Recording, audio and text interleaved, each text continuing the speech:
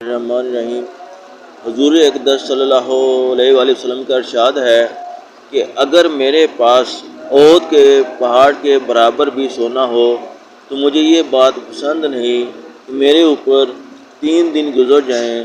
اس حال میں کہ میرے پاس اس میں سے کچھ بھی ہو بجز اس کے کہ کوئی چیز ادائے قرض کے لیے رکھ لی جائے۔ حضور اقدس صلی اللہ علیہ وآلہ وسلم کا ارشاد ہے کہ اگر میرے پاس احد کے پہاڑ کے برابر بھی سونا ہو تو مجھے یہ بات پسند نہیں کہ میرے اوپر 3 دن گزر جائیں اس حال میں کہ میرے پاس اس میں سے کچھ بھی ہو بجز اس کے کہ کوئی چیز ادائے قرض کے لیے رکھ لی جائے۔ الرحمن الرحیم۔ حضور اقدس صلی اللہ علیہ وآلہ وسلم کا ارشاد ہے کہ اگر میرے پاس احد کے پہاڑ کے برابر بھی سونا ہو تو مجھے یہ بات پسند نہیں کہ میرے اوپر 3 دن گزر جائیں اس حال میں کہ میرے پاس اس میں سے کچھ بھی ہو بجز اس کے کہ کوئی چیز ادائے قرض کے لیے رکھ لی جائے۔ حضور اقدس صلی اللہ علیہ وآلہ وسلم کا ارشاد ہے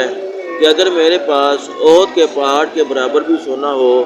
تو مجھے یہ بات پسند نہیں کہ میرے اوپر 3 دن گزر جائیں اس حال میں کہ میرے پاس اس میں سے کچھ بھی ہو بجز اس کے کہ کوئی چیز ادائے قرض کے لیے رکھ لی جائے۔ حضور نبی اکرم صلی اللہ علیہ وآلہ وسلم کا ارشاد ہے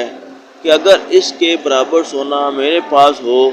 تو میری خواہش یہ ہے کہ 3 دن کے اندر اس سب کو تقسیم کر دوں،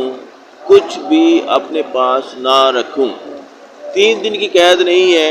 اس لیے کہ ذکر فرمایا کہ اتنی بڑی مقدار کے خرچ کرنے کے لیے کچھ نہ کچھ وقت تو لگے گا ہی۔ البتہ اگر قرض ذمہ ہو اور جس کو دینا ہے وہ اس وقت موجود نہ ہو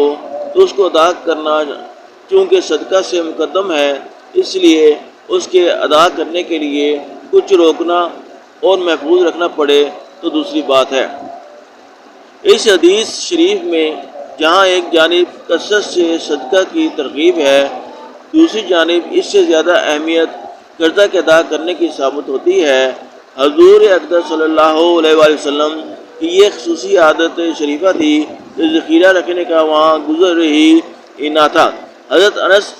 رضی اللہ تعالیٰ عنہ جو حضور نبی اکرم صلی اللہ علیہ وآلہ وسلم کے مخصوص خادم، ہر وقت کے مشہور خدمت گزار ہیں، فرماتے ہیں کہ حضور صلی اللہ علیہ وآلہ وسلم کل کے لیے کوئی چیز ذخیرہ بنا کر نہیں رکھتے تھے۔